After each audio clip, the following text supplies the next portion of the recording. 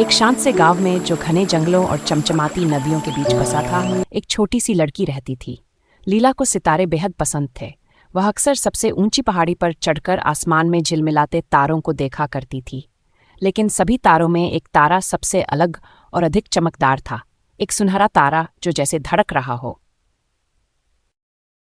एक रात जब ठंडी हवा चल रही थी और आसमान तारों से भरा हुआ था, लीला ने कुछ अनोखा देखा। वह सुनहरा तारा धीरे धीरे नीचे उतरने लगा और एक अद्भुत चमचमाते पक्षी में बदल गया। उस पक्षी के पंख चांदनी की तरह झिलमिला रहे थे। वह पक्षी लीला के पास आकर रुका और एक मीठी आवाज में बोला, तुम बहुत बहादुर हो लीला। उसने कहा, मैं सिरीन हूं, सितारों का रक्षक।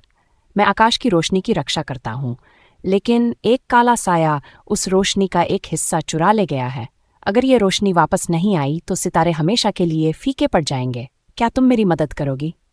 लीला ने घबराते हुए लेकिन हिम्मत के साथ हाँ में सिर हिला दिया। सिरीन ने अपने पंखों में से एक चमचमाता हुआ चांदी का पंख निकाला और उसे लीला को दिया। यह तुम्हें रास्ता दिखाएगा। जहां यह सबसे ज्यादा चमकेगा वही तुम्हें जाना होगा, उसने कहा। चांदी के पंख ने एक हल्की रोशनी फैलाई और लीला को घने जंगल की ओर ले गया।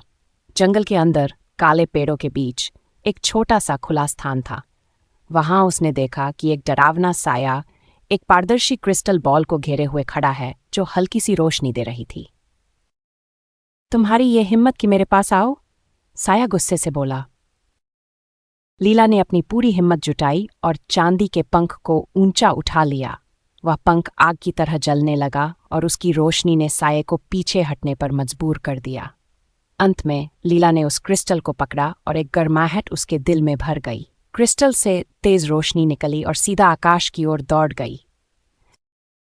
जब लीला पहाड़ी पर वापस पहुंची तो सिरीन उसका इंतजार कर रहा था। तुमने सितारों को बचा लिया, सिरीन ने कहा। उसके पंख अब सोने और चांदी की रोशनी से जगमगा रहे थे। सिरीन ने लीला का धन्यवाद किया। तुम्हारी बहादुरी के बदले मैं तुम्हें ये देता हूं। सिरीन ने एक चमचमाता हुआ पंख छोड़ दिया और फिर आसमान की ओर उड़ गया। उस दिन के बाद सितारे कुछ ज्यादा ही चमकीले दिखने लगे और लीला के पास वह पंख था जो उसे हमेशा याद दिलाता कि उसकी जगह भी उन्हीं सितारों के बीच है।